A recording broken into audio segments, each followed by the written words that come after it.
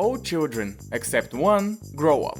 And his name is... Now, George, really, it comes right off. That's no excuse.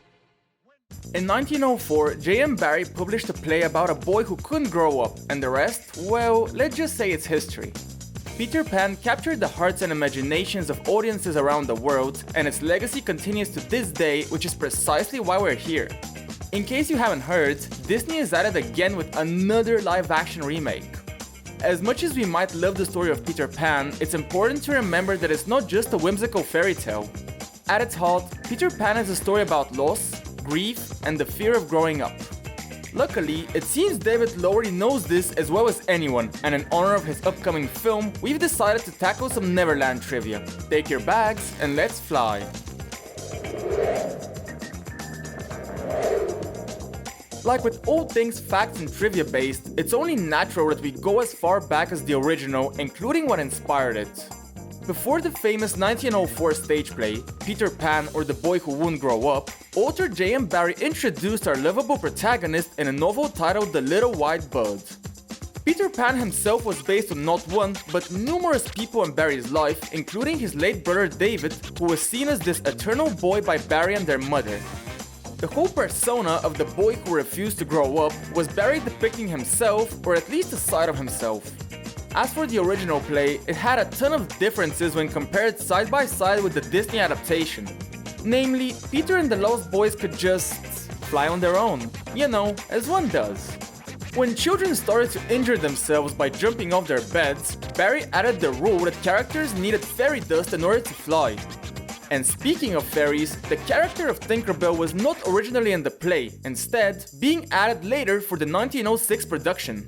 In the play, Tinkerbell was creatively represented by a light that moves around the stage.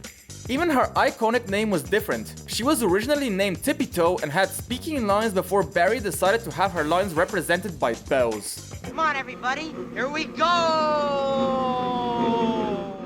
And that's not all. Did you know that Peter Pan was originally intended to be Disney's second theatrical film, but Walt Disney didn't acquire the rights to it until way late in 1939?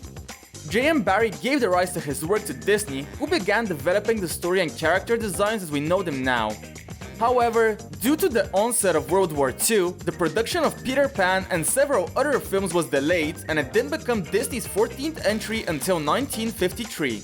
Interestingly, Peter made a couple of early appearances in other Disney films before its release. For instance, you can spot a storybook of Peter Pan and Alice in Wonderland on a shelf at the beginning of Pinocchio, and a sculpture of Captain Hook in The Reluctant Dragon. Classic Disney films were doing the Pixar Easter egg tradition way before, well, Pixar. Where are you, Tink? Tink? Tinkerbell! Seeing as we started off talking about live-action remakes, there was actually once a live-action Tinkerbell film in the works, with plans to retell the events of Peter Pan from Tink's perspective, much like how Maleficent retold the story of Sleeping Beauty. In fact, Elizabeth Banks was initially announced as the actress to portray the spunky fairy, but later, Reese Witherspoon took over the role and even came on board as a producer. So, why did the film ultimately not make it to the big screen? Well, there were a few factors that contributed to the project's cancellation. Firstly, the announcement of a live-action remake of Peter Pan would have made it difficult to gain traction for a separate Tinkerbell project. But beyond that, the decreasing popularity of Tink was kinda evident from the cancellation of the Disney Fairies film series due to low merchandise sales, especially toy sales. A bit anticlimactic, we know.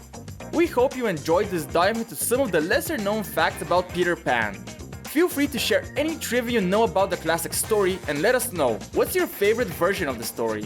If you're a huge fan of the magical world of Neverland and love learning fun facts, be sure to like and subscribe for more content like this.